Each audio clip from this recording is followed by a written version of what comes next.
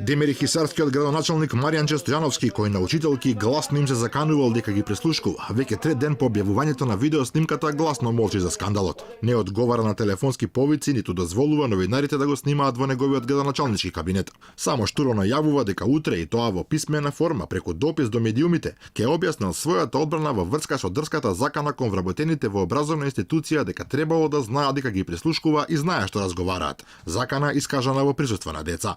Заборавате дека во МВР работи, заборавате дека ги слушам сите телефонски јавувања, одење од куќи и така натаму. Значи се признавате дека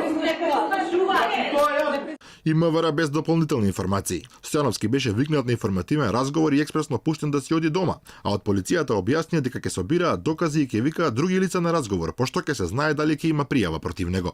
Градоначалникот од редовите на СДСМ во станица изјавил дека снимката е од јануари, а не како што тврдеа некои медиуми дека е направена неодамна. Но со тоа само признал дека е веродостојна, бидејќи е јасно дека заканите се закани независно од сезоната во која се искажани.